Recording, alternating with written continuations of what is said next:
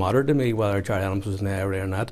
And, you know, I live in the Republican world, and I circulate with Republicans every day, and people aren't queuing up to ask me, was Gerry Adams in the IRA or was he not? I can explain why he denied it at the beginning. Once he said he was in the IRA, he could be prosecuted for membership of the IRA.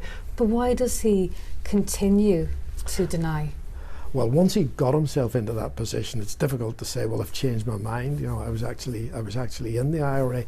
Now it has got to the point of ridicule. There's a height of absurdity where you can actually produce the minutes of 2 meetings in 1972 that the British had with the IRA. And who were the 2 representatives? Daithí O'Connell and Gerry Adams. I mean, unless Adams was there to make the tea or represent St Vincent de Paul or something. They disappeared are the single biggest, darkest part of the troubles, really, because it's the denial, it's the dishonesty, it's the not knowing what happened, it's the lack of truth about it that people are finding very difficult to deal with. People rationalise things in all sorts of different ways, but he does obviously have a credibility problem, and the party has a credibility problem with another segment of the electorate out there within nationalism, which has stifled Sinn Féin's growth. I mean, they really have plateaued in the north now. And in terms of growing Sinn Féin's appeal beyond even nationalism, that is going to have to await a new leadership. This is sort of a genuine human sympathy. I mean, most people will say, look, this is a horrible thing to happen in your family. So I don't think anybody much is wanting to hunt Gerry Adams over that issue. On the other hand, I think Sinn Féin's very vulnerable in terms of hypocrisy. And everybody remembers Sinn Féin coming out and demanding that bishop after bishop should resign for exactly the same reasons, that they knew about child abuse and didn't really effectively do anything about it. So there is definitely damage done in relation to that. Republicans' relationships with the police, with the RUC, was not what you would call cordial.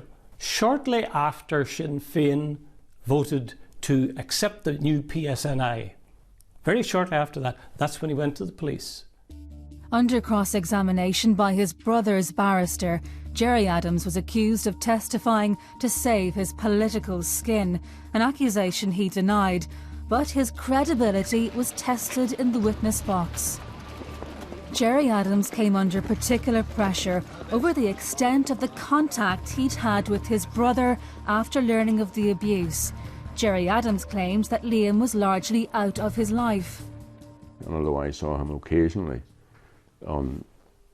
during that period, maybe a period of 15 years, when I learned that he was a member of Sinn Féin, it was I who moved to get him dumped out of Sinn Féin. But during the trial, he was confronted with evidence that his brother had been more than an occasional presence in his life. Photographs of them together, one of his memoirs in which he thanked Liam Adams, and a signed copy of this speech that he presented to his brother. I didn't read the transcript, so I don't know. I've read people saying his credibility was dented, but Gerry Adams went into court and damned his own brother. Now that has to count for something. And his credibility may be down on one hand, but people now understand that it's a very difficult thing to do.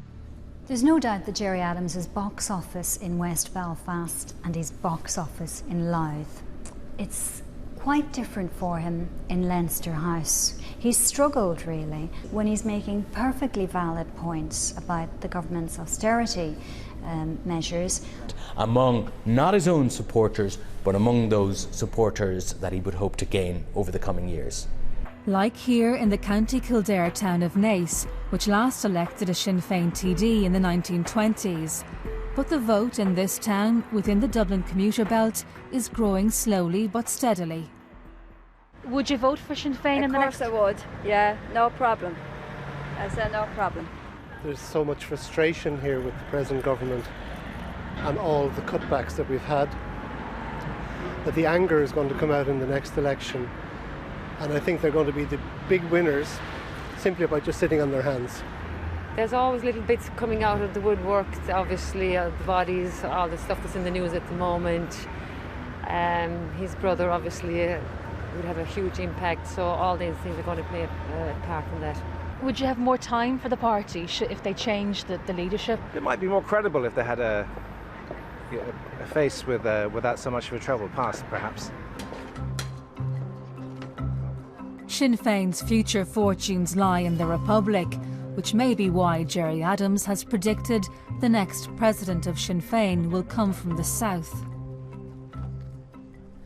I think there's a geographical but also a generational move within the party. If you look at the next generation of leadership, they are preachers of southern politics, and I think that if you look at the party's development over a longer term, its real interest is in wielding power in the south. The north for the foreseeable future will remain, I think, recognisably what it is today. We're now getting to a stage in Sinn Féin where there has to be a generational change, and the older guard will disappear. The people who were involved in the IRA, they're of an age where they're going to retire. So it will be a huge change, a symbolic change, and closing the door on the past.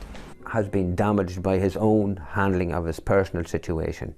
His credibility has been damaged, irreparably damaged.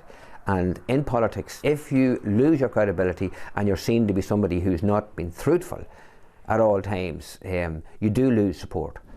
Well, he won't go right now because that'll appear to be a media campaign to get rid of him, and it'll look like the media pushed him out. He can't let himself be pushed around like that. But if he is solely concerned with endgame, he ought to be looking for a successor right now, and he ought to be preparing to vacate the stage before the next general election. Commentators will talk about Gerry Adams' credibility. He remains very high in the opinion polls, so I'm happy that they leave this to the people to decide. And you know, I come from a party, when I joined Sinn Féin, it was a banned illegal organisation. We now are the second largest party here in the north. We are also probably the predominant opposition in the 26 counties. We're a growing party, and I'm very proud of that, and I have to say I'm very pleased to have worked with Gerry Adams, because he's the person who has driven that by far more than anybody else. Belfast Sunday night, and a dissident Republican attempt to bomb the city centre. This is one reason why the future leadership of the wider Republican movement matters. Moving into a post-Adams scenario creates a challenge for republicanism.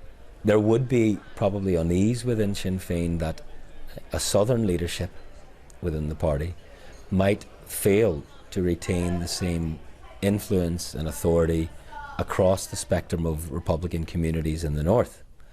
And there could be a sense that dissidents could manipulate or find room to manoeuvre if that were the case. And that would be something that Sinn Féin would be very mindful of at the moment. Judged by his Republican critics. You have to remember, we're 15, 16 years into the Good Friday Agreement, 20 years in the ceasefires. Nearly all of us are outlaws now. You know, we're not going to go back to war, you know, especially if Gerry Adams goes. I mean, it'd be totally ridiculous for anybody to say, right, Gerry's away, we'll go back to war.